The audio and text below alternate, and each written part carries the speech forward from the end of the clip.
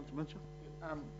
So is the authority, this preferred specified salaries option, is that something the authority is leaning towards through other councils, or is it just trying to set the trend here? So I'm not sure. No, I think the remuneration authority has just put out those two options to see if they've been as an initial start of the process. So at the moment it's 50% population, which is quite big for us, because our population is down because half of our place is holiday homes. Still doesn't cut down the work just because they don't live here. You've still got rateable properties and all that you've got to, as you say. When does this actual remuneration review happen and a decision get made from? What's the time frame? It needs to be in by the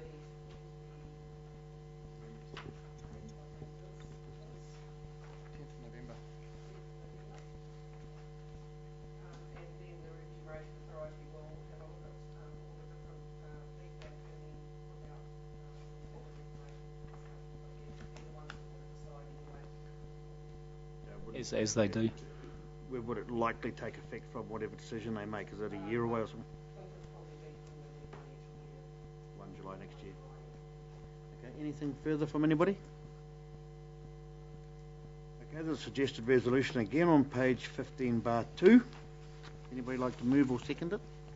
Sorry, Mayor, can I just make a comment? It's just interesting with the regional authorities how their rating is based only 30% on population and 35% on capital. I think that's quite ironic. It'd be great if ours was. Yeah. If I can help out on that one, part of the reason for that is that your regional councils are actually largely dealing with the rural community.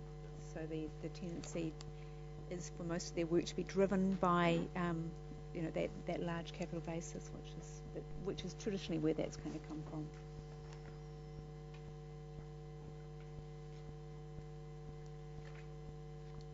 Councillor Minster? So it does, if you read in the conclusion of 6, the local government authority does look at holiday homes, etc. That's what it's looking at in this review.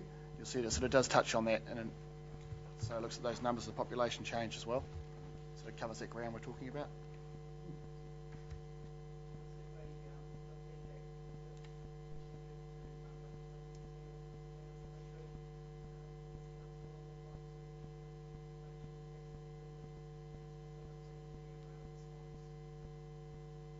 Just seems ironic, you could walk down the street of Taupo today and you could stop 20 people that live in Taupo and say, who's your representative of Environment Waikato? And I would garner to say that not one person could tell you who it is. We all know who it is. And yet you walk downtown and be able to name most of your councillors, but that Environment Waikato person gets probably treble of what the councillors sitting around this room get. But that's more of a statement than a question, I guess. So, anything further? There being nothing, I'll ask again on page 15(2). There is a... did I get a mover and a seconder? I need a mover and a seconder, please. Mayor, I'd like to move with the added what Mrs. Jakes has talked about, that we can advocate for that, because I think we should advocate for as much as we can of the remuneration. You've got a short version to add to that resolution.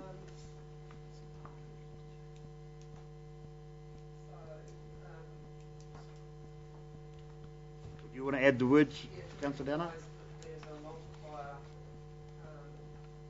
in relation to additional work that's required of council that with extreme population changes. An additional multiplier is Okay, so if we're going to move a resolution, we have to have that as a resolution, don't we? So you're wanting that? You're wanting to add that where you've got a full stop review? What's the words you want to put after that? Well, that virtually, because that coincides with on the number 7 on their issues, so it coincides to number 10. Is that where you're coming from? The multiplier 1.25. So that a change, there should be a change to the multiplier to recognise the additional work which this council experiences extreme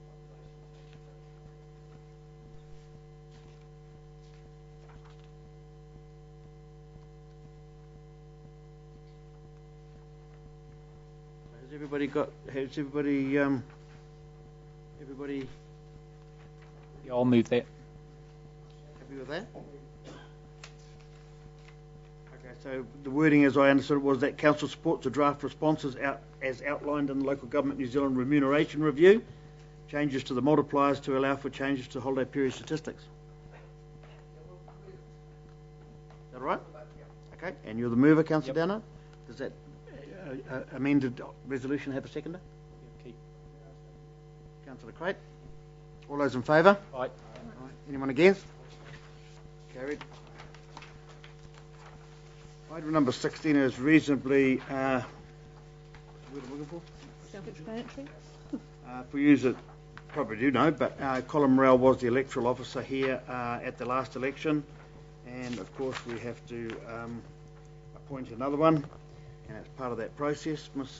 Jakes, do you want to add to Perhaps that? I can talk to this. Okay, yep. You've actually already appointed Mrs. Jakes as the electoral officer, but what we've done recently is we've had a joint request for proposal for a provision of electoral services with Rotorua and Tauranga, and the Election New Zealand has been appointed as the provider for our three councils, which is our existing provider. But one of the things that we do have to change is making Warwick Lamp, who's from Election New Zealand, our electoral officer, and making Mrs. Jakes our deputy. So it's kind of a switching of positions, and that's why this item has come up, because we're transferring this. Is that through BOPLAS, is it, that they want to do the election all three? Or no? It's kind of a quasi-BOPLAS, in the sense that it's a shared service thing. It makes more sense to you get better, a reduced cost, basically it's basically what they're doing is providing a similar service to what we've had for the same costs that were in place last election. So we're there's making no a saving? Well, there's no increase, basically. And there potentially would be if we...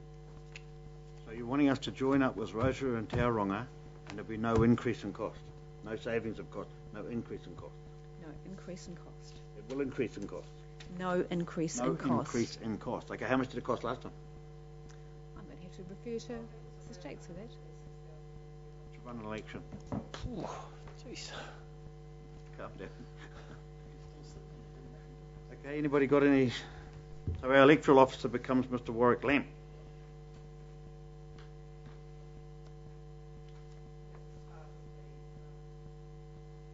Where does Mr. Warwick Lamp work for or don't work for? Or For Election New Zealand? not Rotorua District Council or anything? No. Like Bit of background through Mr. Mayor. The Rotorua District Council needed a by-election, and they didn't have an electoral officer, so they talked to a couple of councils to say, if you come in with us, is there a bigger saving across the board, and we can get our by-election handled at this stage, and the rest of you have a opportunity for us to work together to get savings should they be able to be realised. And we said, well, based on that, the fact that we need a new electoral officer, we don't have someone here with the experience of doing elections because of the restructure, it just made sense. All right. Any further questions or anything of anybody? I'm sorry, Councillor Mincher. Just one. Well, Alan, just for example, then obviously election time, they're all at the same time. So basically, would Tina be doing the whole workload anyway? Because there's the three districts for. I would still be the main face. Yeah.